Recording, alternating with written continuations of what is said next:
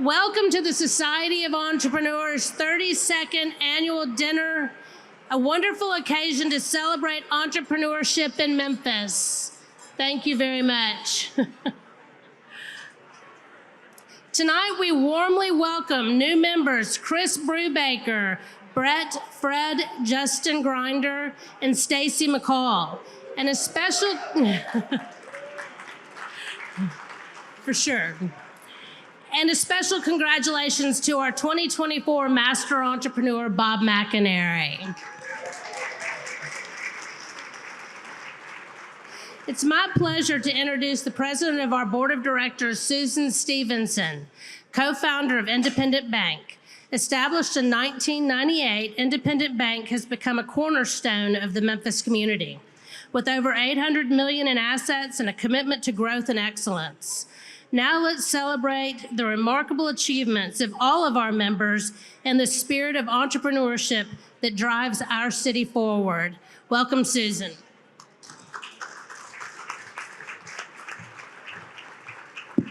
Good evening, everyone. So glad to see you. The room is beautiful. All of you look beautiful, and we're going to have a wonderful evening, remembering that we have an extraordinary city filled with entrepreneurial spirit. And this organization tries very hard to make sure that we all remember the asset that is to all of us. Tonight, it's my privilege to introduce first Dr. Mary McDonald. She is the president of MCD Partners. She is a member of the Society of Entrepreneurs, and she is a past president. She's going to lead us in our invocation. Let us bow our heads and pray. This is the day the Lord has made. Let us rejoice and be glad.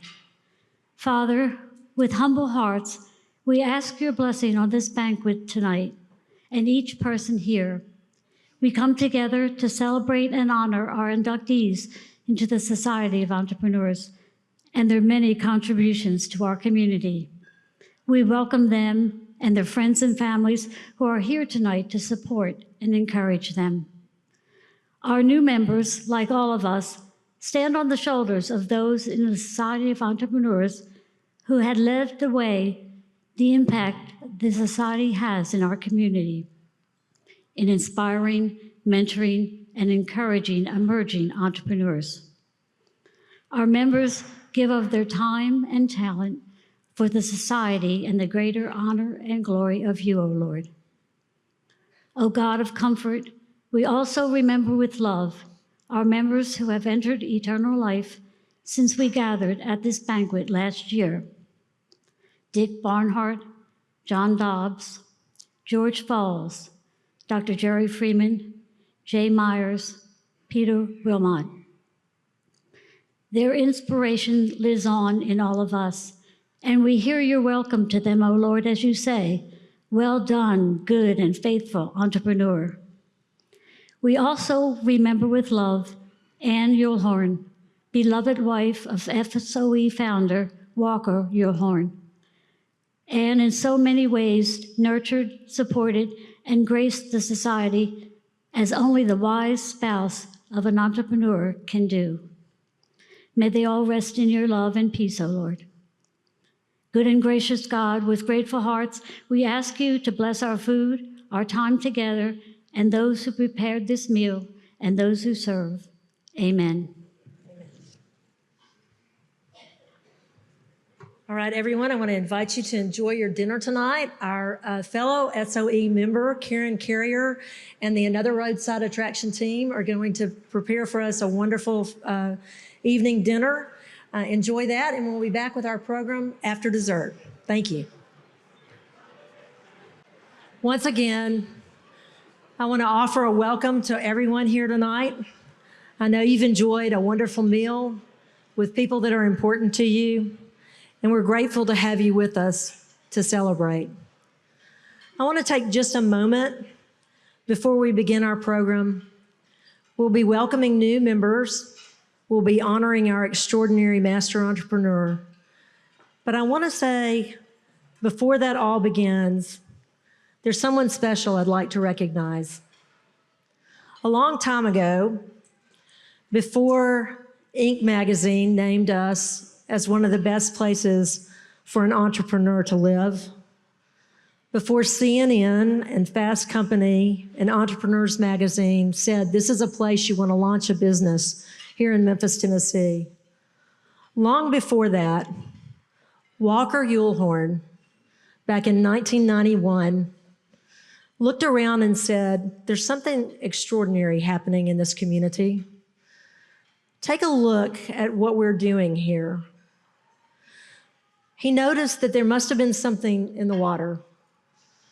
Something that makes a disproportionate number of people who are scrappy and creative problem solvers find a way to step up and change the world. So Walker made a decision to bring together a group of like-minded people to invite them to find a way to celebrate one of our great strengths in this community. That is the fact that we know how to attack problems, to change the status quo, and to make the world a better place. So he called the group together, and they formed an organization to celebrate entrepreneurs, to recognize that this is a city that has brought us quality children's aspirin, suntan lotion, family hotels, overnight package delivery. The list goes on and on. We are, in fact, an extraordinary community in terms of what we do to make the world different and better. And so Walker made a decision with his fellow founding members that we were going to celebrate one of the great strengths of this community, and that is the fact that we are all entrepreneurs.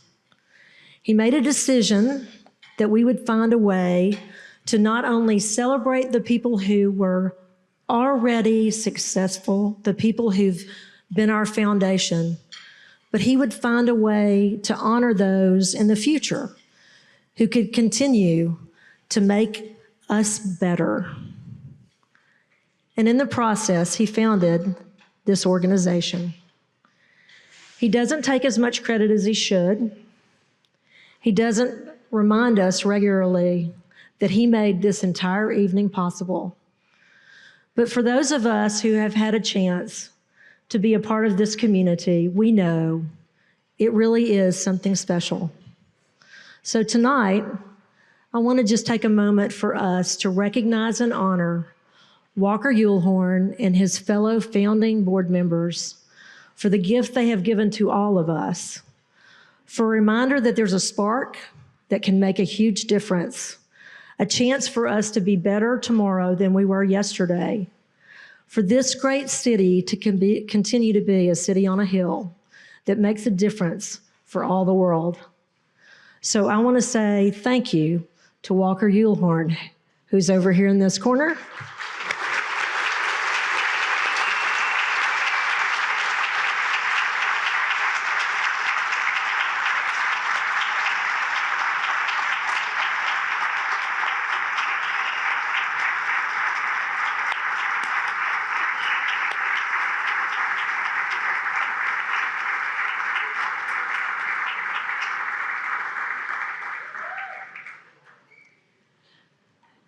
And Walker, as we celebrate this night, I hope all of us will remember that we can leave here understanding that we're part of something great, that we really are something extraordinary, and there really is something special in the water. So thank you. And now it is my great privilege to introduce one of the founding members of the Society of Entrepreneurs. He's a New York Times best-selling author. He's a member of the Hall of Fame of Speakers. He's a really smart guy, and he's nice as well. And he's our master of ceremonies for this evening, Mr. Don Hudson.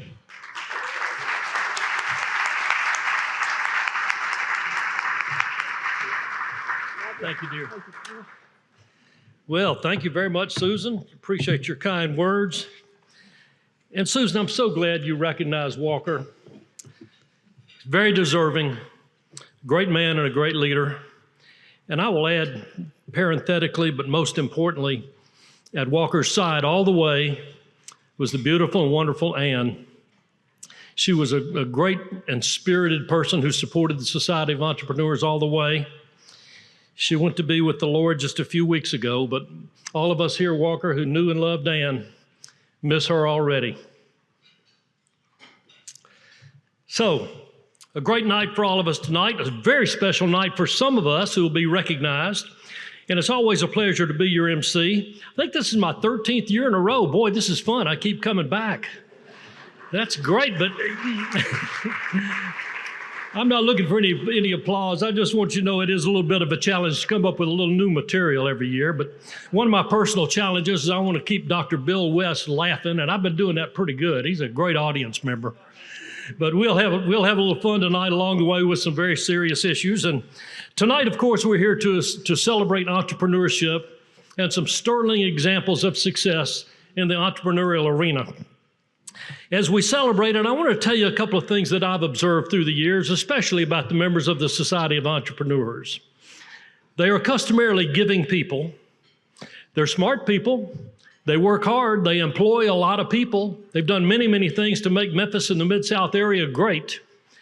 And they are to be celebrated, and I'm so pleased that we have members who just keep coming back to this great event every year, and that's a wonderful testimonial to what we feel like is the good that we do in the community. You know, a couple of things about entrepreneurs. Not only are they spirited and innovative in their thinking, entrepreneurs are usually people who are very critical on the side of innovation. They're always looking for a fresh idea. You know, the average people in the world just seems like ideas and opportunities are whizzing by their head all day long. Not with an entrepreneur who's really got the keen eye for making great things happen in their community. And they're people of humility, as opposed to some leaders we know who are people of ego. You know, my friend Zig Ziglar had a wonderful line. He said, egomania is a very strange disease. It makes everybody sick except the one who's got it. I think about ego, it reminds me of the story of the guy named Burl Story, who was a tree chopper. And he was going to the mountains of Washington. And he found a camp there that he was hoping they were hiring. And he walked into that camp and he found somebody. He said, my name's Burl Story. I'm a tree chopper and I want to talk to the head knocker. That's redneck for general manager. Well, they found the manager, and the manager came out and he said, what can I do for you? Now, you got to understand, Burl Story was only 5'6", little guy, but his arms and legs were like fire plugs. This guy was muscles everywhere. He said, I'm the world's greatest tree chopper, and I'm looking for a job. And the manager said, you don't look like the world's greatest tree chopper to me. Why should I hire you? He said, well, I got a pretty good past going for me. I became a great tree chopper, but before that, I defeated Arnold Schwarzenegger in a strength contest. But I'm probably best known for the fact in my community that I could pull a train car 50 yards with my teeth. He said, man, you sound pretty tough to me, but how do I know you can chop trees? He said, I can chop trees. I got my axe right here. He said, try me out. He said, well, how about that tree right over there? He said, yeah, I'll take that tree down. He said, how long would it take your best man to take that tree down? The head knocker said, about 12 minutes. He said, I'll take it down in 9. And Burl's Story go over there, and he went over there and he got his axe out, and man, he starts chopping. Those muscles are bulging, and he chops like crazy, never taking any hesitation. In 8 minutes and 42 seconds, bam, that tree hit the ground. And the head knocker said, man, where did you learn how to chop trees like that? He said, in the Sahara. He said, the Sahara, that's nothing but thousands of miles of sand. He said, it is now. Well, you know, sometimes egomaniacs can get away with it, I guess. Well, tonight we're going to have an opportunity to recognize some people. And I'd like to start off by recognizing our sponsors. They help to make this event possible. First of all on that list is Behind the Scenes. Hold your applause until the end, by the way. Mike and Marion Bruns. City Auto, that's Marianne and David Andrews. Yours truly and my company, U.S. Learning. Independent Bank, thanks to Susan and Chip. Junior Achievement of Memphis in the Mid-South, you'll hear more about them later. Landers Auto Group, Kent and Janice Ritchie, and V2 Media. Let's have a round of applause for the sponsors of the event tonight.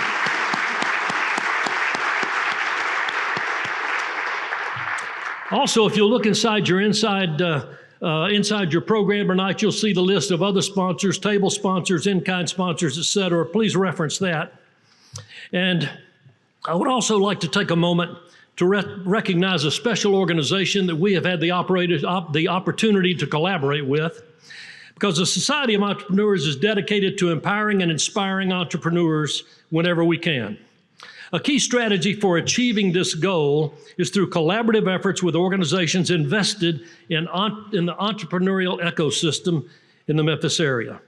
Our partnership with Epicenter exemplifies this commitment, highlighted in details on pages 15 and 16 of the Epicenter's Impact Report. That's the blue booklet that was at your place tonight. And we celebrate the 5th year in our pitch competition with them, which is called The Next Big Thing. It's a pleasure to introduce tonight Ms. Lita Nutt of Nutt Bio, who is this year's deserving winner in the audience. And I'd like for Lita to stand up and be recognized. Where are you, Lita? Over here. Let's give her a hand.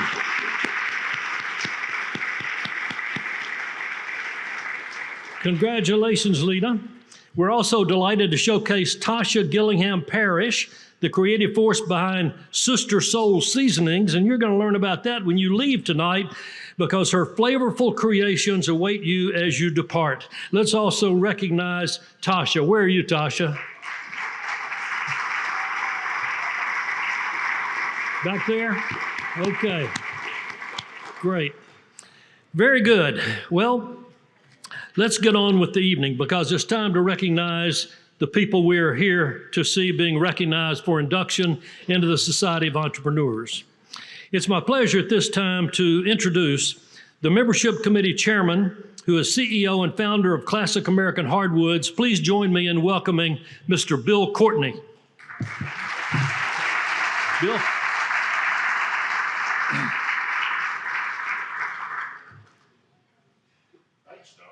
Thank you, Bill. Always great to hear your eloquent voice. Good to see you. How are you? Welcome, everybody. I got to say this before I start. I've been to a lot of rubber chicken dinners, but tonight was pretty good, wasn't it? That wasn't bad. Yeah. I mean, y'all can clap. I ain't got nothing to do with it, but I thought it was pretty good. I've had the honor this year of serving as the new member committee chair, and I got to tell y'all, it's actually a daunting process. Every year, the SOE is tasked with sifting through scores of submissions, and all are deserving of recognition. All have contributed to our society. And we on the committee work really hard to vet the candidates to provide the board the top 8 to 10 candidates from the original batch of the scores of submissions. The board then discusses really deeply in detail each of the semifinalist candidates before taking a blind vote to finally arrive at the year's 3 inductees. The process is anything but arbitrary. It is not a popularity contest. It is not my buddy this, my buddy that. It's important that you know that. We evaluate each candidate based on 4 criteria: risk, vision, strategic growth, and philanthropy. We're not only looking for people who are deeply entrepreneurial in their pursuit of their personal success, but also have a vision for the success of the people within their organization and also the people outside their organization, those in their organization's community. And finally, with this entrepreneurial spirit and vision, have demonstrated an ability to implement a successful plan for strategic growth so that their crazy ideas actually come to fruition. Entrepreneurship. A good example and barometer of risk, the first tenet, would be Jeff Webb, a member of the Society of Entrepreneurs. This dude started selling cheerleading gear out of the trunk of his car. and he had better sell some gear because his office might run out of gas. The risk in work turned into Varsity Spirit, now the world's largest operator of specialty camps with over 250,000 annual participants. The whole ESPN National Cheer Championships, all of that never happens without Jeff Webb and his risk. Right here in Memphis. Jeff Webb, risk. A good example of vision would be Fred Smith. Now, you've heard the stories, and I've met with Mr. Smith. And most of the stories that we all talk about, he would like you to know are garbage. He never put the company on a roulette wheel in Vegas, and he did not fail the written test. All of those stories are false, but I will tell you the truth. His vision was actually based around computers. Until the early 70s, banks had floors and floors of clerks typing away and balancing accounts. Along came these companies in the early 70s like IBM with huge mainframe computers capable of replacing thousands of humans and beings doing all this back office work and doing it, and the computers could do it exponentially faster and far more accurately.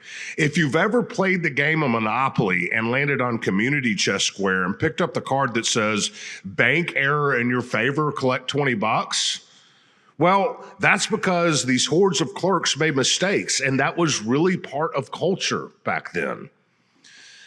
IBM changed all that. But the question was, what happens when the computer breaks and needs a part? Well, the whole bank would stop, and the weak point in the new system is found.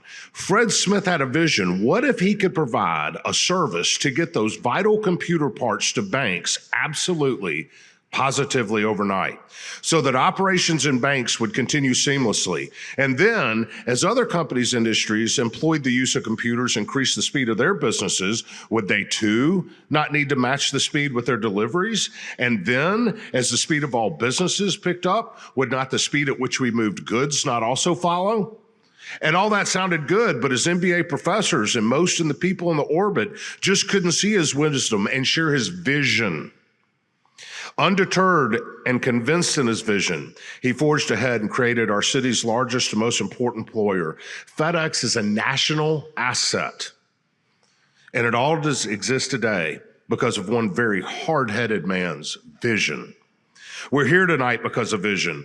Walker Urhorn had a vision for this very organization. He had a vision that Memphis should celebrate and bring together people who share these foundational tenets of risk, vision, strategic growth, and care for the community.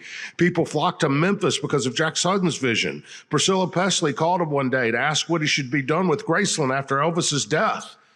Today, it's the most visited house on earth, more than the White House. That's what we look for when we discuss vision. Yeah, that's what we look for when we discuss vision. Hard-headed folks who can see sometimes what others just don't. A good example of strategic growth would be Scott Morris. Dr. Morris is here tonight, and I told him I was going to speak about him, and he hid. Scott's ridiculous vision led him to Memphis from Atlanta to start Church Health in a little old house at the corner of Peabody and Cleveland to provide first-rate quality health care to working poor, working uninsured, working underinsured. As he grew from one little house to 4 or 5 little houses all in a row on the same corner at Peabody and Cleveland, so did the care provided to the many Memphians among us who were most at risk. While the plan was certainly working, Scott had a growth plan most could not have fathomed. See, Sears left Memphis, and in doing so left a massive building at the other end of Cleveland empty for decades, and in doing so created a vacuum of loss in a community surrounding it. Today, Church Health is the anchor tenant of what is now Crosstown Concourse, and the entire revitalization product simply never happens without Scott Morris and his strategic growth plan. Church Health has gone from 80 patients that first week on one end of Cleveland at Peabody to now 80,000 on Cleveland at the Crosstown Concourse, and that strategic growth plan not only provides top-notch, yes, clap it up, And that strategic growth plan not only provides top-notch medical, dental, and vision care to the most needy among us, but has also served to provide a healthy revitalization of an entire area of our city through the success of the very building it exists in. That is what we look for in candidates when we talk strategic growth. Goofy people like Scott who have a strategy others just can't see. You're goofy, Scott. And finally, with regard to what we do with our successes, the tenet that I personally would argue is the most important of the 4 criteria. I can say with certainty when I vote, it's what I care about the most. It's what we do with all the success when we attain it. The baby factory just down the street at Baptist, if you leave here and head west, look up at the marquee as you pass it. You'll see the name Spence and Becky Wilson. On Central and passing by the University of Memphis, look over at the Holiday Inn School of Hospitality and Resort Management. Look up at the marquee. You'll see the name Kimmons Wilson. Heck, from venues from the Botanical Gardens with music to duck boat races on the Mississippi River, you're going to see Duncan Williams' name. We got a crime problem. Fine. Mike Bruns, he starts Memphis Allies to do something about it. We can run and hide or we can dig in. Literally, all over our city, you will find the work of men and women of the Society of Entrepreneurs who love this community, appreciate the riches that they have made in it, and are dedicated to its survival, growth, prosperity, and safety. So, as we look for the next candidates for induction each year, while risk, vision, and strategic growth are absolutely factors and necessary measures of our vote, you can be the wealthiest, most successful business person in the world, but do you love your community and do you care enough to invest your time and effort into it? Because if you don't, we don't want you. And if you do, join us. We are the Society of Entrepreneurs, and societal entrepreneurship will ultimately be a far greater judge of our success and our dignity than the balance in our checkbooks. And that is what you're joining tonight. Thank you so much.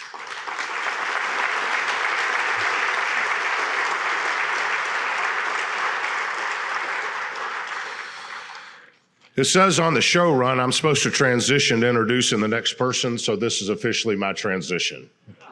Good. Our first inductee is a buddy of mine named Chris Brubaker. Chris grew up in Memphis, went to Christian Brothers High School, attended SMU, got a degree in accounting, and went to work for Deloitte. He was going to do the accounting trek. That was the world, and everything was good.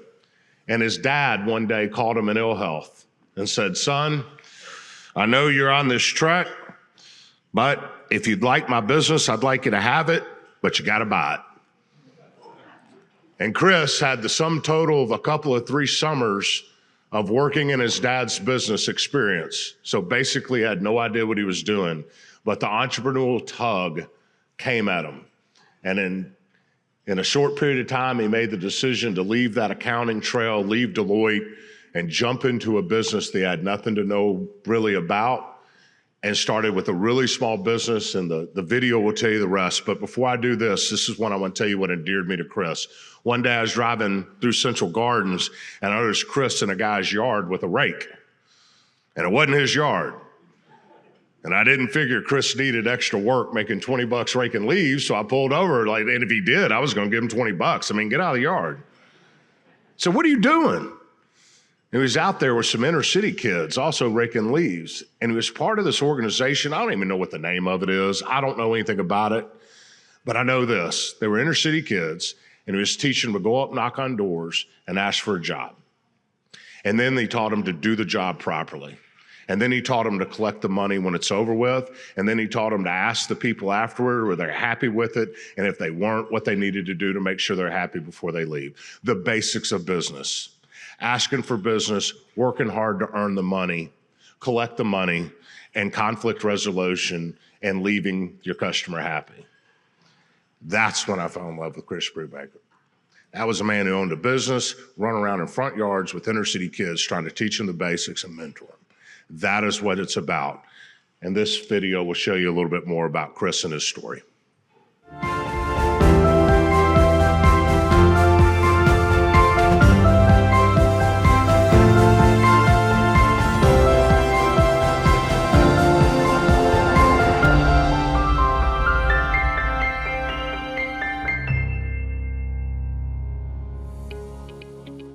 So we are a low voltage and systems specialty contractor.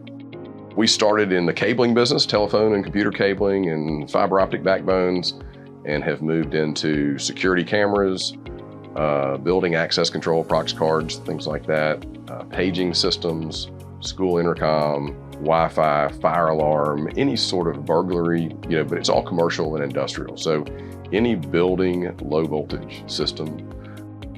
My dad in the fall of '96 was losing a battle with cancer and determined he was terminal. And over Thanksgiving, he said, if you want this business, you got to buy it, and I need to know now. And I was 26. I took a month, figured it out. We closed in January, late January. He passed away in March.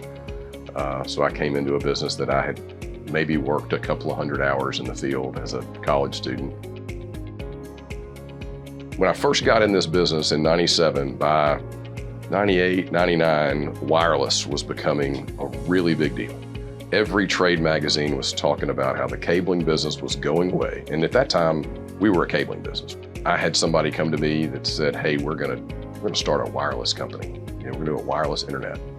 And I invested time and money. I've got plenty of good people here. If I'd invested that money in this business, it would have been significantly more successful than trying to beat the next best thing coming. And so we've done that. Wireless has been a great part of our business. It's an additional layer in the commercial and industrial space where people think wireless doesn't have wires. Every one of those wireless devices has a wire. We just come about it in a different way. We value people. We try to do the right thing. And it's just been a really good building of culture of really talented people, working hard, having fun, and it's working. And from that day forward, we've just been on a tear. It's been an awful lot of fun. I think that you've got to have a drive, and you've got to have a work ethic, and you've got to have a good idea. You've got to be able to inspire people, attract talent, treat them right. It's all people. You've got to build customer relationships, and that's got to be based on trust and quality of work or product or whatever it is you happen to be doing. It's not a journey for everybody, but for the right folks, I think it's a really rewarding way to spend a career. I don't belong in that thing. This is the titans of Memphis industry, I think I've done a great job building a business, but it's humbling to be considered into such a respected group of folks. Please welcome Chris Brubaker to the Society of Entrepreneurs.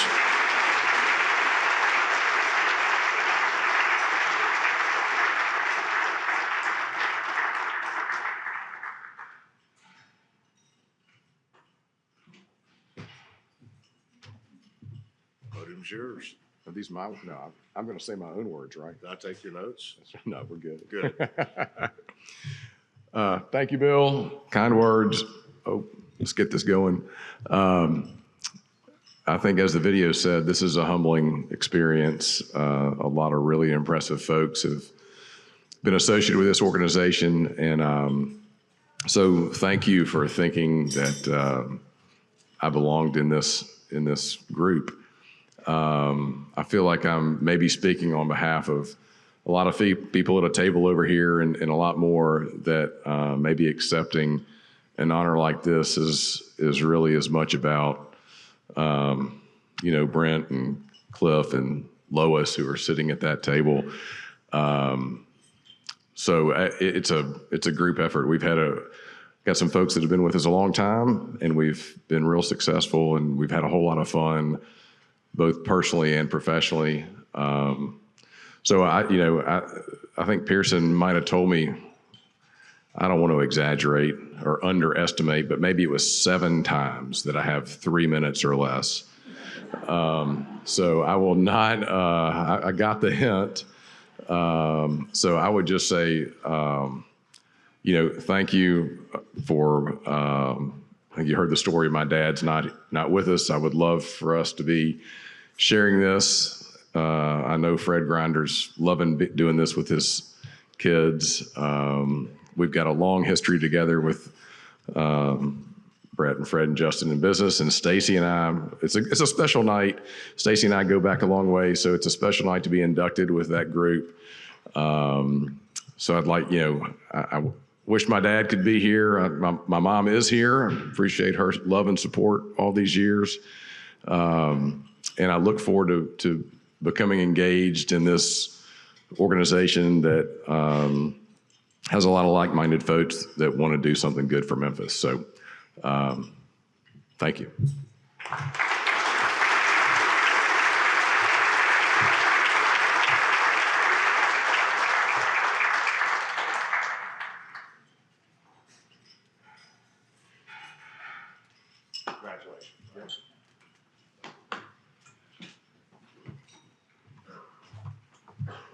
Congratulations, Chris. After being a member of this organization for a number of years and emceeing for several, as I mentioned, there have been a lot of occasions when friends of mine have become those who are fortunate enough to be inducted in the Society of Entrepreneurs, and such is the case with Chris. So delighted to see him inducted. We've shared some fun times in a Thursday luncheon group for 10 or 12 years together and had a lot of laughs and good times. And thinking of Chris and congratulating him tonight, I got to tell you that just a very quick story about P.T. Barnum and the greatest show on earth. He had one act that was called Shamo, the Human Cannonball. Well, Shamo passed away. And his wife called P.T. Barnum. He said, "Mr. Barnum, Shamo wanted you at the time of his death to do the eulogy at his funeral." He said, "I'd be absolutely honored." Shamo, the Human Cannonball, what a remarkable man. And at the funeral, he spoke very highly of the Human Cannonball, and he said he was a wonderful friend, a friend of the absolute highest caliber. I think this side's getting it first over here. Chris, I know you and the couple of hundred people you got working for you have worked very hard, and we all congratulate you. At this time, it's my pleasure to introduce Society of Entrepreneur members, the co-founder of Independent Bank, and the current president of SOE. Please welcome back Susan Stevenson for the next introduction. Susan?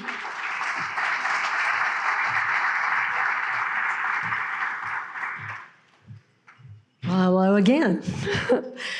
I am really honored tonight to have the opportunity to introduce three of our new society members, Fred Grinder, Brett Grinder, and Justin Grinder. These are people whose names you know. Grinder Tabor Grinder has signs across the city because they have literally been building and reshaping our community since the organization was founded in 1968. You can see their handprints on everything from the FedEx World Headquarters to the Crosstown Concourse mentioned earlier, to Rhodes College, to St. Jude Hospital, the Lethbridge Tennis Center, and now the new Brooks Museum, the Museum of Memphis, which is rising on our river bluff. These folks are everywhere, and they're a part of making this community physically more beautiful. But I want to say that they're also a part of making our community better in every single way.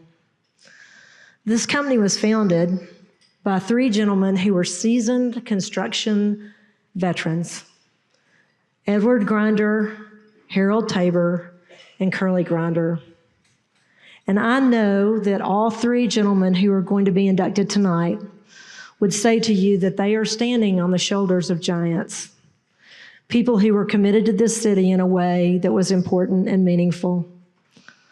I will also tell you that they were people who learned from a generation of those who thought that this business that they were in was about a great deal more than brick and mortar. It was about having relationships and doing quality work and creating value in the process. And I can say that all three gentlemen who are going to be inducted into this organization tonight, understand the value of a great foundation. They are, after all, construction gurus and engineers. But the foundation they would all tell you they honor the most is the foundation that was laid by those three gentlemen, father and uncles, grandfather and great uncles, to a group of men who have done exactly what you do when you honor and revere a great foundation, and that is you build something extraordinary on top of it. They have done that, and we are better because of it. Of course, Fred's been there since the very beginning. He started to work for Grinder Tabor when it was founded. He was in college, and he worked part-time. And I can tell you that Fred did the hard and messy work of construction. He knows what it's like to build literally from the ground up, or potentially the ditch up. But he also understands the value that he learned from that first generation, the founders of that company who told him that what you do matters, the way you interact matters, the impression you leave on people matters, and the work that you do will literally stand a test of time. He learned from the first generation what it takes to be extraordinary. And that brings us to the next generation, Brett and Justin Grinder. They've known they wanted to be in this business for their whole lives. They started going to construction sites with their grandfather when they were young. They made a decision to go to Georgia Tech to study engineering. They worked in Atlanta, and they made a decision to come back to the community and the family business that they loved to build something extraordinary. The three of them have become the sole owners of Grinder Tabor Grinder, and they are building a legacy that is not just physical buildings, but it includes the gift that they give back to this community, because individually and collectively, all of them have chosen to make an investment, not only a financial investment, but an investment of their time and their energy by serving on professional and civic and governmental boards. They are everything we are about in the bars that Bill Courtney mentioned, what you have to hurdle to be a part of this community. And we are going to be very lucky to welcome them to our number. I want to say this as well. They're the kind of partners that you want to have in life. They're honest, and they're loyal, and they're dependable. They do everything they promise they will do, and then they do more. And I can say from personal experience, they have the ability to not only take all that you hope and dream of for a project, but to bring it in on time and on budget. And along the way, for those of us who have incredibly expensive taste, they have the ability to help you do value engineering. And let me tell you, that's very important when you're trying to make a budget work. But I think the thing I will close with is this. Long ago, when I had a child who had a serious car accident, who was going to be in a wheelchair for several months, I returned to my house after a long night at the med and found that there had been a ramp installed by my back door. I never asked. It just happened because of these guys. Those are the kind of people you want to have in your corner, and they're the kind of people that we want to have in this society. So I say enthusiastically, we are lucky to welcome Fred Grinder, Brett Grinder, and Justin Grinder to our number. Now take a moment with me and watch a video with a little more of their story.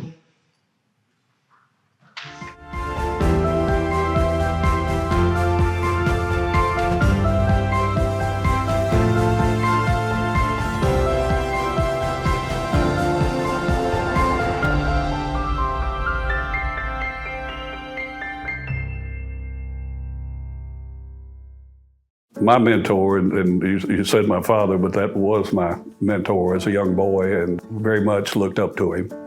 It was really remarkable. Engineers would come to them and ask him how to form buildings or how to do a very difficult construction means and methods. They would invariably call my dad or call my uncle Curly Grinder to do it. That really, really impressed me.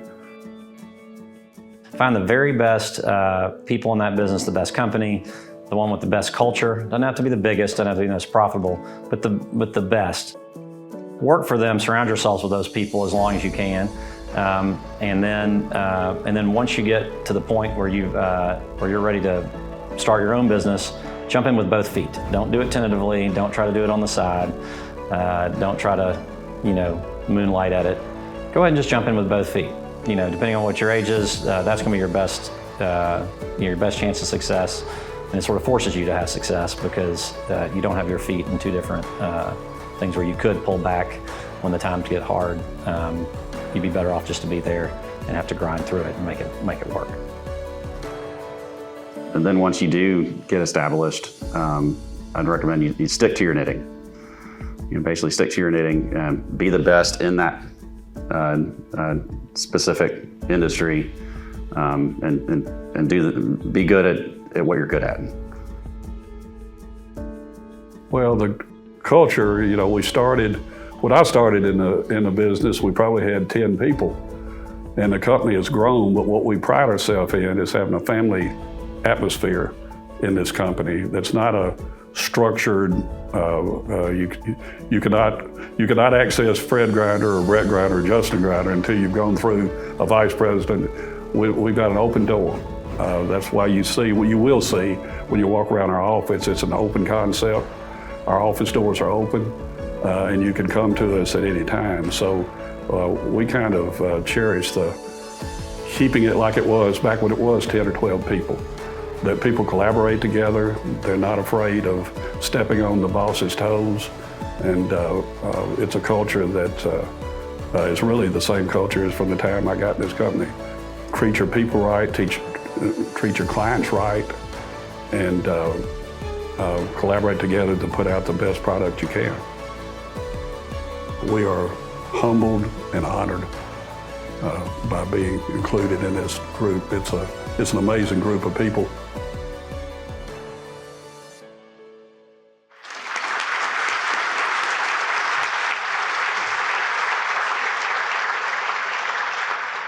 Please join me in welcoming the very best of us, Fred Grinder, Brett Grinder, and Justin Grinder.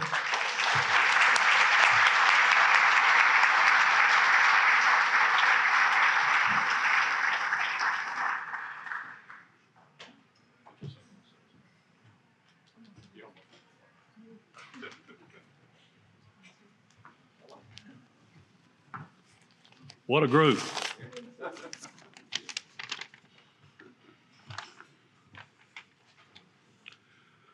Thank you, Susan, so much. To be included with the icons of business that are members of this society is an absolutely incredible honor. I've been blessed with a wonderful life. My dad and his family moved to Memphis from the farms of Arkansas in the 40s after World War II. Dad and his 4 brothers began to develop their expertise in the construction industry upon arrival in this great city. I had the unique experience of traveling to major job sites with Dad from the age of 10 years old to witness many of the iconic projects that were built in the 50s and 60s, such as Memphis City Hall, 100 North Main Building, and many, many more buildings. In my youth, I witnessed Dad managed the construction of these and many more major buildings for his then employer, Southern Builders Company. Dad would always carefully explain to me the construction activity of the day while we were visiting the job sites. These job site visits inspired me, and I knew as a young boy that one day I wanted to join the commercial construction industry and maybe one day have my own general contracting company. Our family brought with them to Memphis a strong entrepreneurial spirit. 3 of my uncles formed their own construction companies in the city prior to the inception of GTG. And as Susan said, in 1968, the year I graduated from high school, my dad, my uncle, and Harold Tabor formed Grinder, Tabor, and Grinder. And I worked through college there part-time and began, upon graduation from University of Memphis, full-time. now well into my sixth, it's hard for me to believe. I still feel like that young boy. But my sixth decade with GTG, carrying on the legacy of GTG with Brett and Justin, is a dream come true. I'm grateful every day to be born in the USA, where anyone of any walk of life is able to pursue their dreams. I want to thank my wife, Brenda, for being by my side and supporting me throughout my career. Along the way, I think we raised some pretty impressive sons. What do y'all think?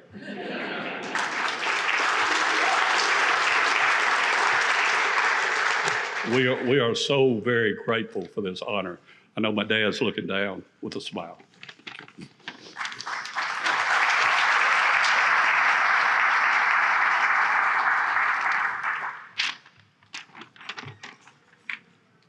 Well, I'm really glad that Dad could give you a little bit of history about our family. So I'll tell you a little bit more and bring us to the present. So my brother and I have traveled really similar roads the whole way to get here. We've always been grateful for growing up in this family business, in the construction business. And, having a solid idea of what you want to do in your career as a young person is, a centering thing. I mean, a lot of people don't have that. And we've been very lucky to know what we wanted to do from a young age and focus our path through engineering. And we both decided to go to Georgia Tech. And, the late, great Society of Entrepreneurs member, George Cates, always closed every prayer at every meal in their family the same way. He would say, "And God bless Georgia Tech." And man, Tech has needed some of his blessings in the NCAA these past few years. But, after college at Tech, we both did short stints at much larger construction companies in Atlanta, like Susan said. And but then when we came back to Memphis, we found it incredibly rewarding to bring that experience back to Memphis and have the opportunity to grow our company and, contribute somewhat back to our hometown that made us who we are. Now, we always knew we'd do great things in the construction space. I mean, we're confident people. I mean, we're clearly. But what neither of us realized was how integral it would make us in this community. We were certain we'd enjoy creating buildings that you can touch and feel and, be standing for generations after we're gone, but we didn't realize the sheer breadth of people that we'd get to know in different industries all throughout the city by building for them. And one of the best side benefits of our job is this connection with the people. We develop a connection with people we build for, and you end up becoming friends with people you build for. And that's why it's really great to do this in Memphis. Our fellow inductee, Chris Brubaker, said, "Memphis is a town of characters, and we have no shortage of risk takers here." And I think that's one of the smartest things I've ever heard about our city. But for some reason, those characters are even more concentrated and pronounced in the real estate and construction business. I don't know why that is. But I never can go into a restaurant in the city anymore without talking to 3 or 4 people on the way in, stopping at tables with clients or subcontractors or architects or other folks that we've become friends with through the business. And it kind of makes me a bad dinner date. My wife can attest to that because I hold up ordering the dinner and all that. But usually I arrive at the table with a really good story. If you end up stopping and talking with Dr. Morris or, Mr. Turley or someone like that on the way in, you learn something every time. And by the time you sit down, there's something really fun there. But I look through, it's one of the biggest blessings of this business. But I look through the SOE website, which has a lot of characters in it as well, if you go down the list. And of the 117 living members in the society, we have ongoing business relationships with 65% of you. We're proud of that, but Warren Buffett said any business with delighted customers has a sales force that you don't have to pay, because they're always talking about you. So start talking. Let's get the other 35%. Bring them over. Make us the best we can be. But many, many thanks to Susan Stevenson, who introduced us tonight and has brought us along the way. And she and Chip have financed us, made us who we are today. We couldn't be where we are without Independent Bank. Thanks to Pearson for organizing this. But I say my greatest thanks for those closest to me who are sitting at our tables tonight. I'm the worst about getting verklempt. But I really couldn't have a better family, as you can see behind me and at my table, or brothers-in-law and sisters-in-law. Both are at our table.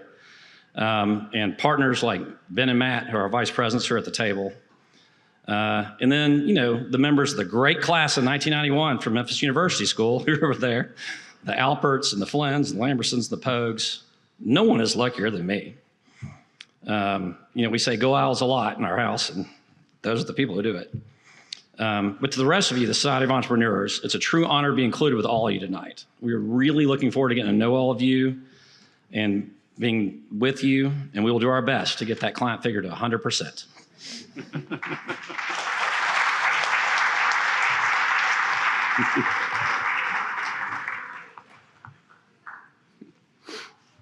Well, first, I'd like to thank everyone here for honoring us tonight, and most importantly, my father and my brother. They're both hard acts to follow, but I grew up in that, and I attest a lot of my accomplishments to them. They've been such a great influence on me. I'm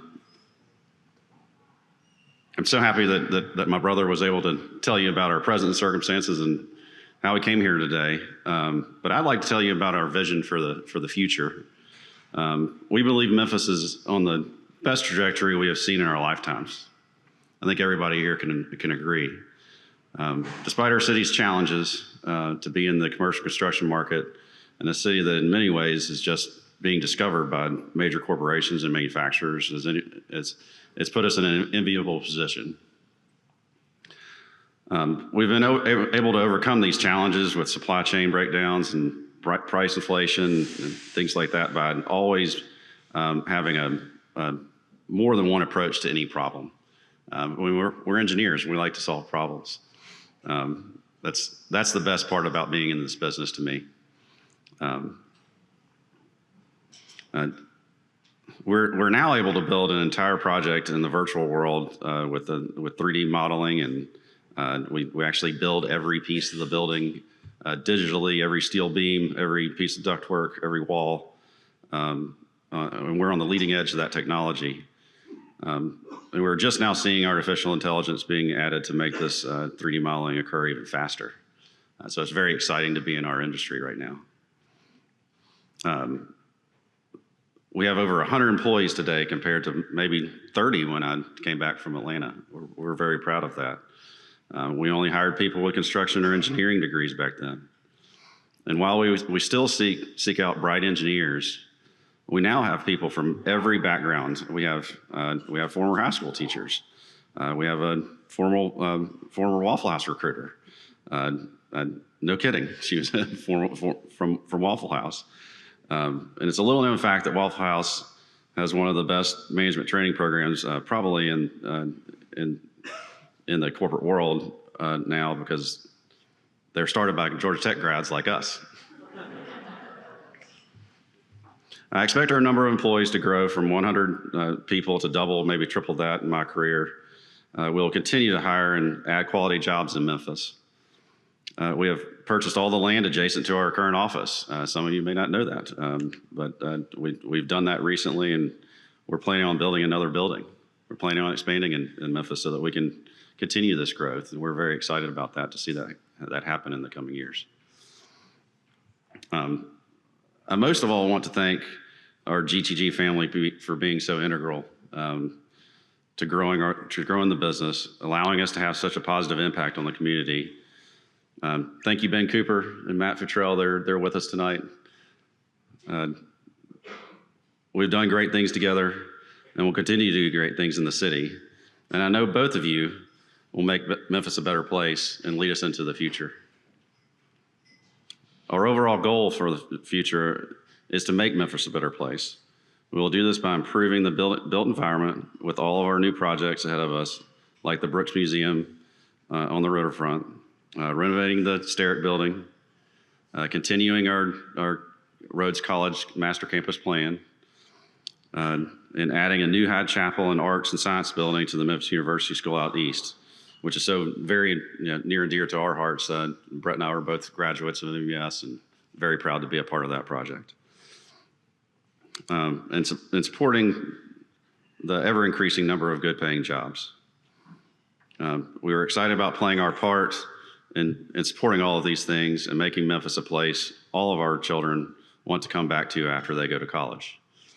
And I would also like to thank Susan for making me emotional when you were giving our introduction. It was quite amazing, and I thank you all. We're very honored to be a part of this society.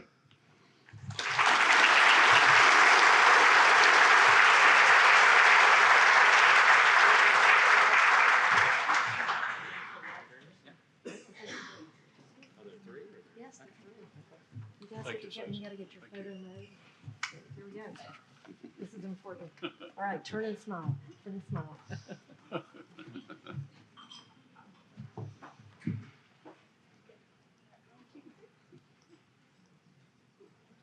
Thank you, Susan. Thank you so much.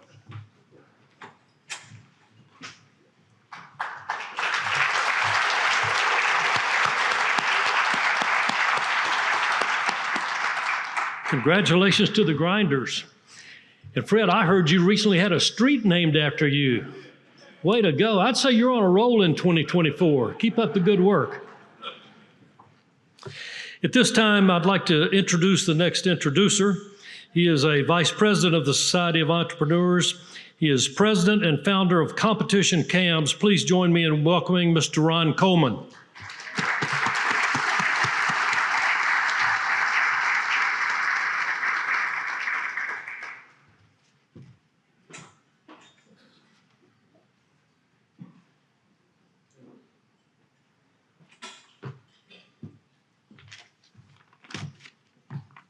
Well, tonight it's my pleasure to be the one to introduce Stacy McCall. You know, entrepreneurs, they have a funny way of looking at things. They always think they can make something better. They can do it better than whoever's done it before them. They're always trying to fix problems and make it more efficient. And, you know, some of the times they also understand that it's their duty to make the community we work in and in the world in general a better place to live. And you have to do that at the same time you're running your business. And tonight's inductees are very like that. You know, tonight we honor a person who's the kind of person who helps people go from where they are to where they need to be. Her business is one of the largest women's owned business in Memphis. And her reach is not just local, her reach is national. She's done projects in many, many other areas. And, you know, her concern to help the people who work with her is what makes her outstanding. It's one of the things that really she shines in. You know, she improves the lives of those people who need it most.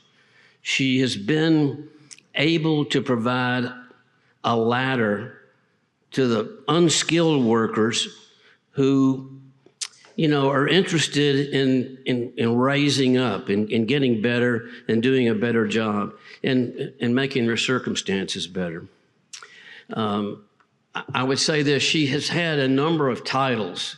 I understand her in business, she just changed her title not too long ago, last year. And her new best title is grandmother. So let's have Stacy's video.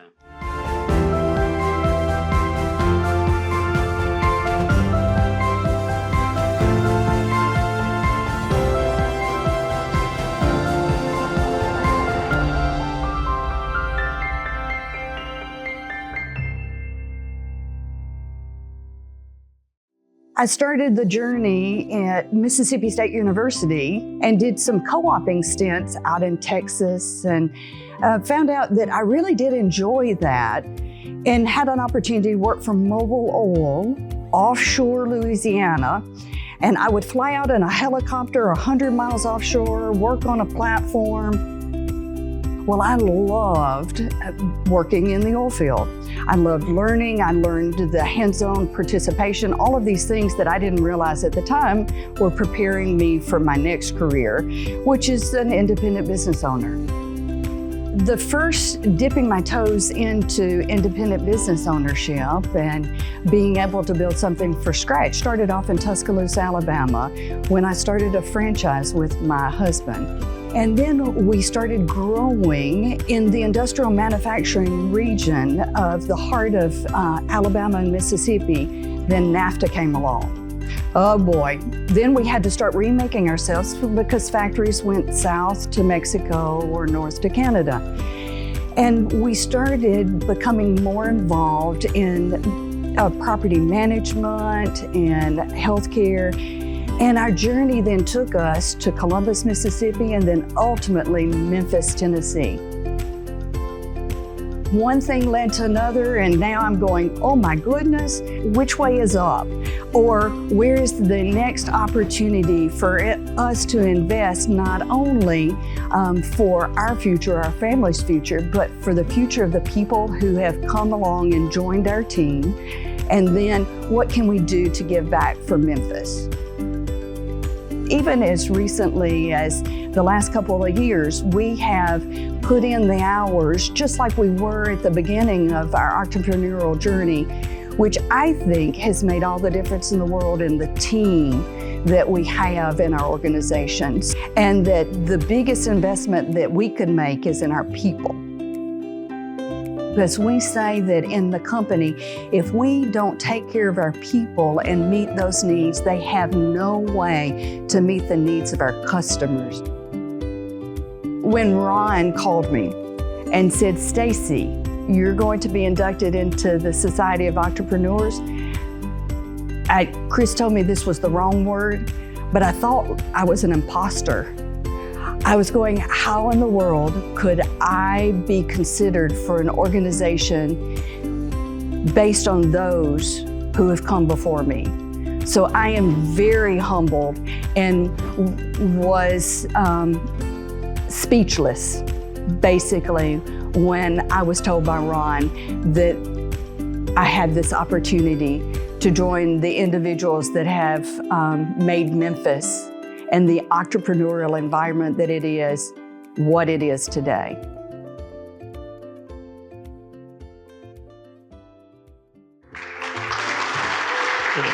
Stacy, please join us.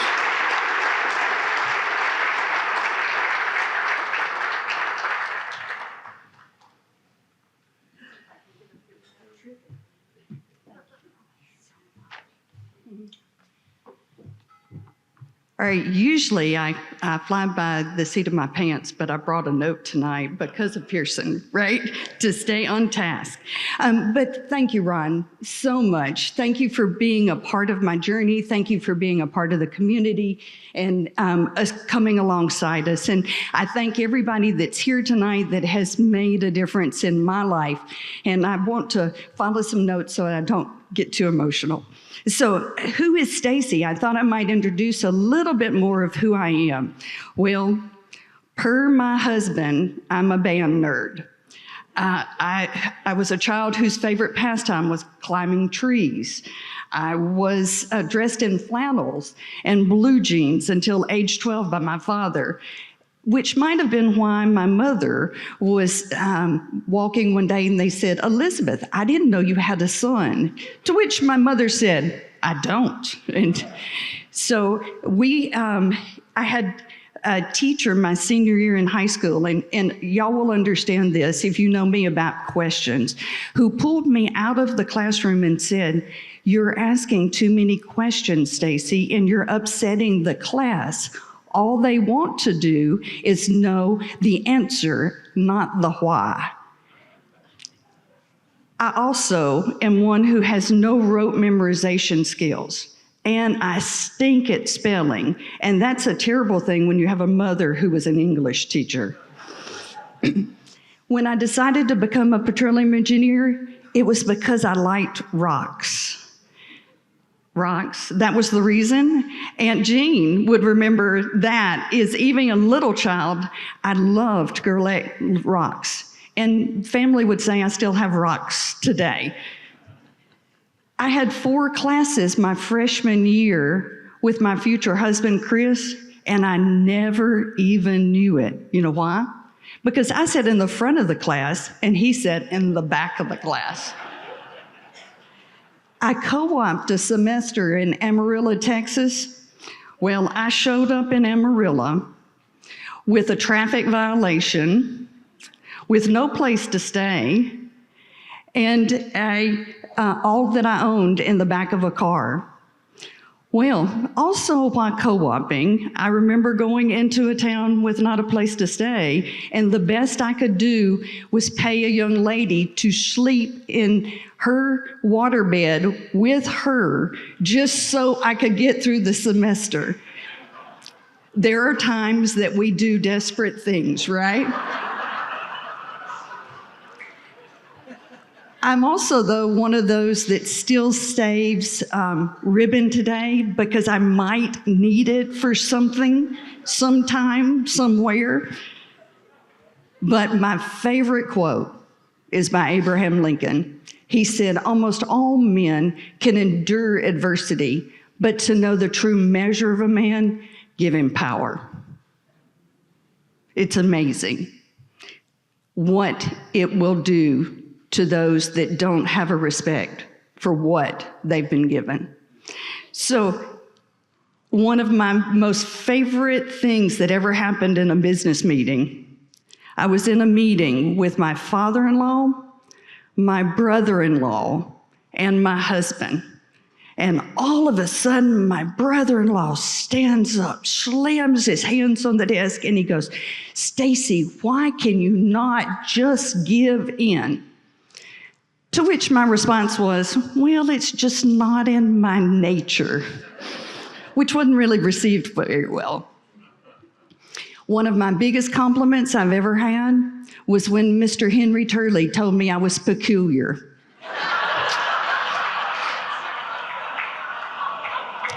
So,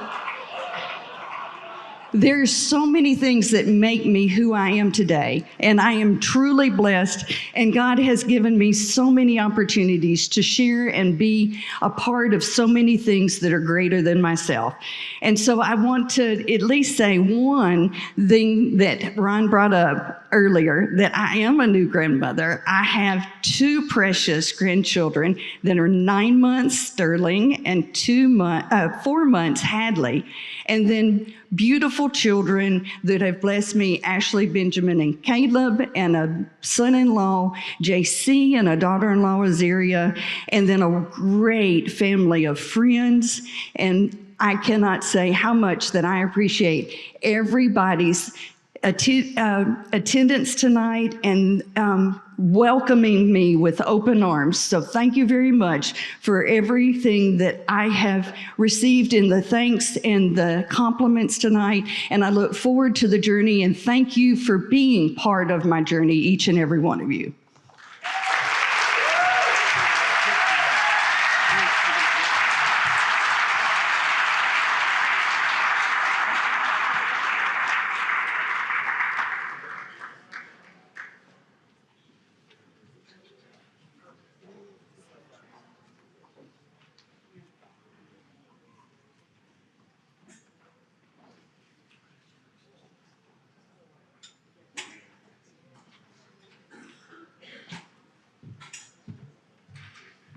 Congratulations, Stacy. And if you are peculiar, it's in a good way. Not every year, but on occasion when appropriate, the Society of Entrepreneurs recognize what we call a Master Entrepreneur with an award by that name. Tonight we have such an occasion.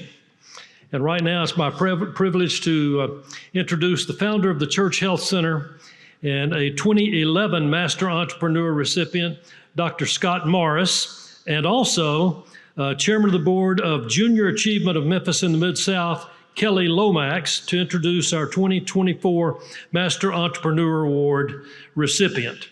And as they're coming up, I will say to you that we've enjoyed a great partnership with Junior Achievement for many, many years, and it's a great way that we positively impact the community through that wonderful organization.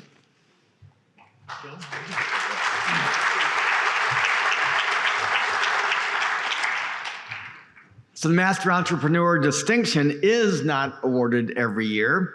But when a member of the society is seen to exemplify the full range of characteristics for membership, making a lasting impact on their industry, excelling in leadership, creativity, and philanthropy, and engaging the entrepreneurial spirit, the award is given.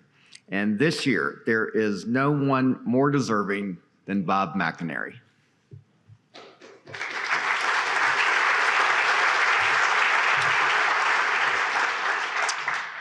Well, good evening. Obviously, I'm not Bob McInerney, but no, I'm Kelly Lomax, and I'm chairman of the board of Junior Achievement and CFO for Dunham Enterprises.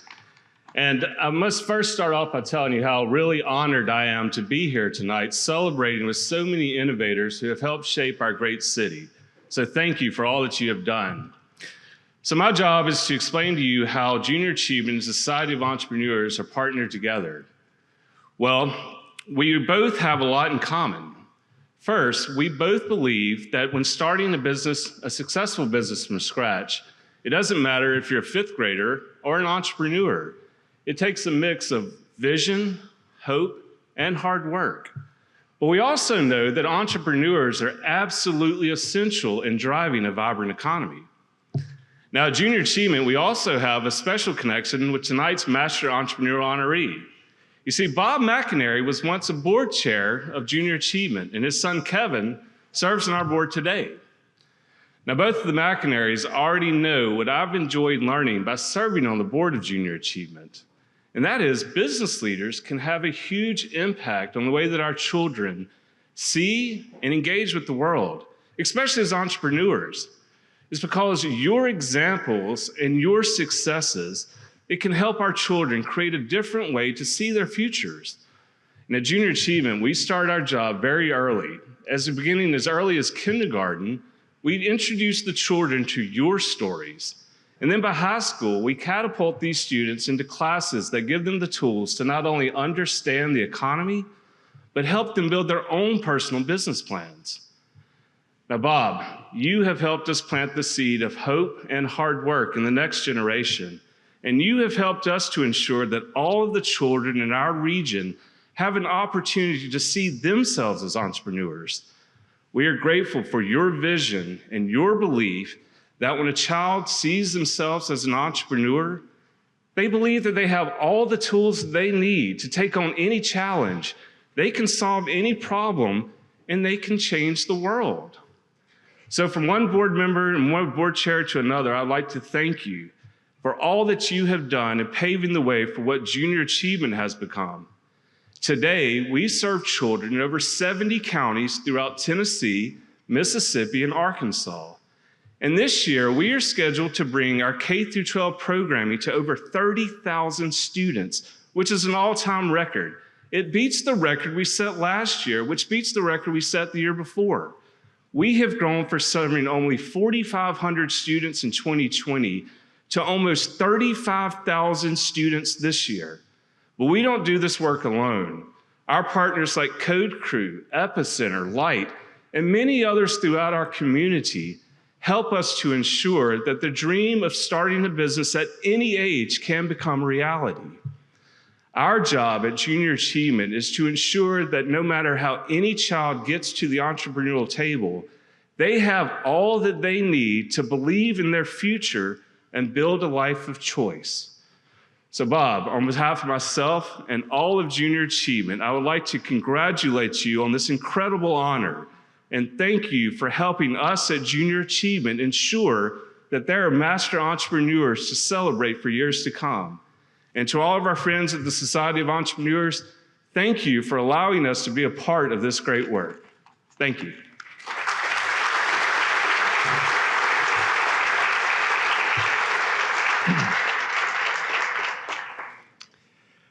So Bob's son, Kevin, who unfortunately couldn't be here tonight because he's at a wedding, once said of his father, "My father has been my mentor all of my life. He taught me the importance of getting to know folks, to find the good in those folks, and then let them know that you will help them any way you can." You know, That is how I've experienced Bob McInerney, and I think how most of us know Bob McInerney. The one thing that is left out of that is that he's married to Paula, who is the wittiest and most compassionate person I know. He also has a daughter, Mary, who is here from Nashville, and this family is incredibly important to Bob. So Standard Welders Supply was started in 1940. In 1942, Mr. Mack, Bob's father, came to work for them. In the late 40s, for reasons that escape me, the decision was made to sell the company, and it was given to Mr. Mack to find a buyer. At one point, it was said to him, if you think it's such a good idea, why don't you buy it yourself? And in December 1950, he did. After that, Bob, as a teenager and while in college, worked for his father. And then when he graduated from Vanderbilt in 1963, he joined the company. He became the president in 1971 and stayed that way until Kevin assumed that same responsibility in 2007. In 1996, Standard Welders merged with Mid-South Oxygen and formed a new company named Nexair. Comes from two words, the Latin nexus, which is to join two things together, and the word air, which references what they do, finding an application of refined air almost every way you can imagine. So Bob grew the company any way you can grow a company. He did it with Bill Vaughn, who's here tonight, as the president, and it's remarkable what this company grew to. In 2008, they took on carbon dioxide and dry ice, and then they began selling medical gases. Through this whole endeavor, Bob lived by their mission statement, which is this: to serve selflessly and assist eagerly to create customers for life. That's led to Bob's amazing generosity throughout our city, from Christian Brothers High School and University to Junior Achievement, to Le Bonheur, to Overton Park 9, to Church Health, and many others. In 2020, Nexair was declared the best managed U.S. company by Deloitte Private and the Wall Street Journal. When it was sold in 2023, there were 750 employees, 75 locations in 8 states. In selling the company, this now allowed Kevin to grow his hair long. This is a needed look for Kevin's new order of creating Mempho and Riverbeat. You may not be all that familiar with them yet, but in May with the new Memphis Music Fest and the new barbecue contest, you will come to know them exceedingly well. It will change Memphis. You will not hear the name McInerney through the whole endeavor, but it is one more way the McInerney family has made a difference in Memphis. Let's see the video. During the summers, I had worked for my father, who had bought a company called Standard Welders Supply in 1950. It was tough work. I wasn't sure that I really wanted to go into this business, so I kind of came in with misgivings, maybe thinking I would go somewhere else. We had a salesman leave the company, and all of a sudden I was one. I was put out in sales, and what I found once I got out with the customer, I found that the products that we had were very interesting and also very productive. And I've found the applications of our products, gases predominantly, filled just a smorgasbord of industries. So consequently, I fell in love with the business.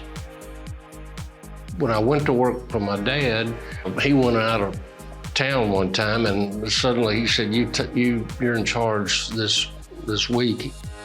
I tried to be him, but that is not my style. He was the dynamo, he did everything, and I realized I needed help. But I also saw the opportunities for the business were greater than me. So I went about trying to recruit my own group. Was fortunate in college to meet a fellow who ended up we worked together for 39 years afterwards by the name of Bill Vaughn. And Bill had been a year behind me in college. I knew he was a leader. And what I was needing is somebody that could help lead or take a portion of the company and run with it. I think the people that really get ahead are people that take ownership of a particular situation and say, okay, that's my project, I'm gonna do it. One of the things I started to understand about Memphis is a great community and all, but a lot of our business was focused on or connected to manufacturing. And nobody in their right mind really builds a manufacturing plant in any large city. I mean, Memphis is not unique in that. It's just, first of all, you just can't get the territory, the land. And so we found a lot of our customers were locating in rural Arkansas, rural Tennessee, rural Mississippi, rural Alabama. One of the things that drove our company is that we recognized that and we started going toward the business rather than waiting for the business to come to Memphis. So we did scratch starts, we did acquisitions, we did several very successful mergers or joint ventures where we took a position in a company and had a partner. And what that enables you to do, size does make a difference. And if you take a look at our industry, whether it be or the banking industry, the financial industry, the fuel industry, there's been consolidation, and we became a consolidator, and consequently we were able to take a lot of costs out as we got volume in. To have your name alongside of any of the people that are selected, have been selected as the master entrepreneur is just a real honor. And hopefully, in some way, I can give some portrayal of what that ought to be and can use my dedication or influence to influence others. Yeah. My name's David Lamont. I've known Bob and Paula since living with them as an exchange student from Australia at the age of 17. Bob has been a mentor and an inspiration to me ever since. His unique combination of drive and intellect coupled with this true humility and passion for people is just wonderful. It's behaviour that has guided me ever since and always will. The world is a much better place with Bob. My name is Bill Vaughn, and I was the president of NextAir and worked with Bob McInerney for almost 40 years. I always said that Apple had Steve Jobs as their visionary, and NextAir had Bob McInerney as their leader, and we're certainly glad we did. Bob's a teacher, he's successful, he's philanthropic, he's funny, got a great sense of humor, and has been a fantastic mentor to me. Bob gave me an opportunity to really work at a wonderful place to provide for my family, and in the long term, do the same for other people within the organization, and really created the foundation for what NextAir is today. And that is a very strong culture. And these are my words, not his. Culture is really what executes strategy. And it's been a really, really fantastic ride for me, and I have him to thank for that. He's the nicest guy I know. Obviously, he's my father. The things I learned from him were how important it is to appreciate people. He's one of these people, a rare individual that can find the good in anybody. And, as I was growing up, everybody builds their, own opinion of people and their biases of people. But over time, I learned that if you'll do what he does, which is look for the good in people, you'll find it. The qualities that he has are, virtuous and admirable. I mean, I'm fortunate to be his son, and if I outlive him, I'll be able to sit at his funeral and I'll be able to say, the guy that I respect the most and admire the most is my dad. There's no hyperbole there. It's because of the individual he is. Congratulations, Bob McInerney, for being named Master Entrepreneur of the Year. It is an honor, well-deserved, and thank you and congratulations. Congratulations, Bob, on being named the Master Entrepreneur of 2023. Momentous occasion. Congratulations. Dad, I'm proud of you. It is absolutely an honor to be your son. It's an award that is absolutely deserving, and I couldn't be happier to be your son, and I couldn't be happier to see you receive this award.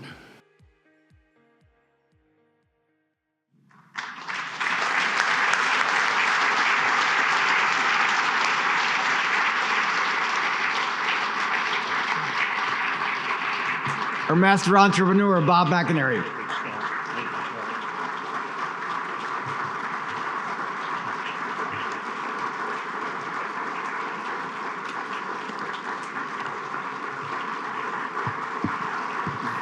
Thank you very much.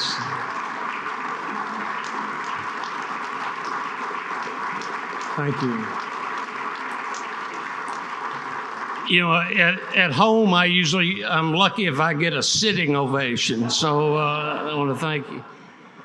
Scott and Kelly, thanks. Scott, I particularly want to thank you. When I heard Scott was going to introduce me, I was a little scared, and I want to thank you for polishing up and embellishing my image.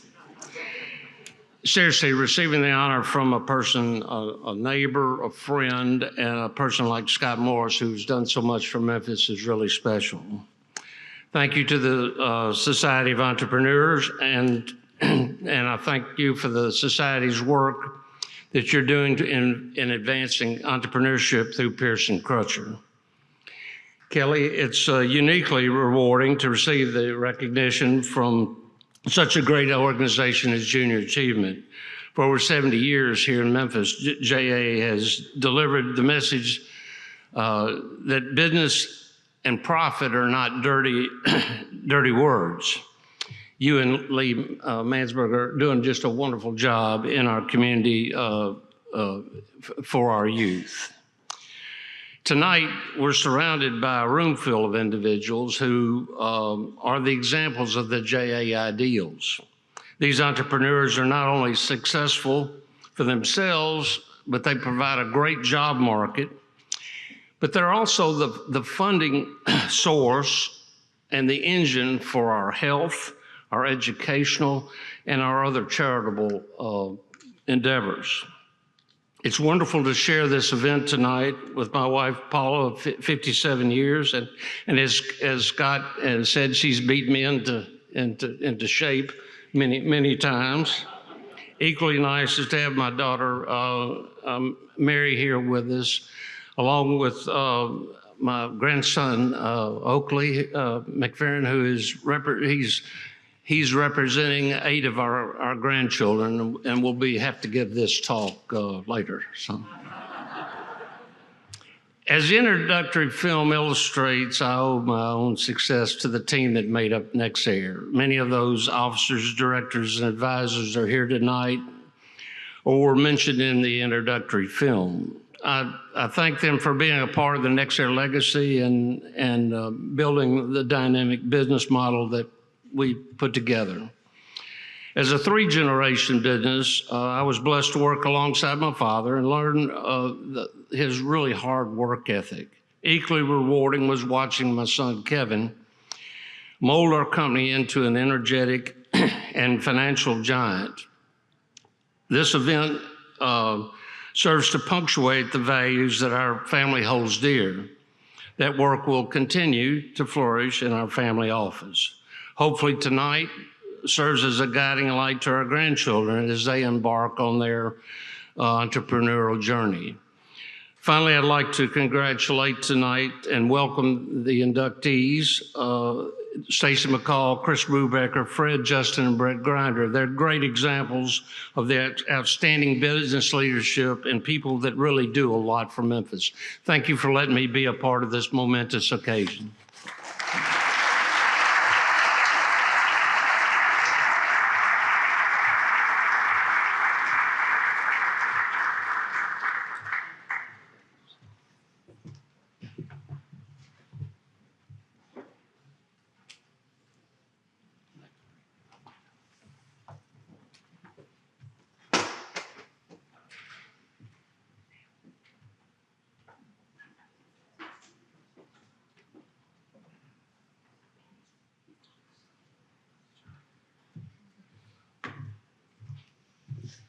Congratulations, Bob. What a gift we have in our community to have such an extraordinary entrepreneur and philanthropist in our midst. We are fortunate. Tonight has been a celebration of all the things that are wonderful in our city, of wonderful people. I want to say welcome to Chris, to Fred, Brett, Justin Grinder, and to Stacy McCall. We welcome you.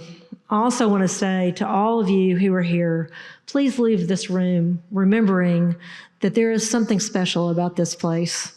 We are, in fact, a rare mix of people who see problems and solve them, and people who give back to this place that we love. There is something we can all do to make our city better. We have an opportunity to do it again and again. So remember, as you leave here tonight, we're special, and you're a part of that, and you can spread it. So now I want to say thank you. We've recognized everyone except for Pearson Crutcher, who makes evenings like this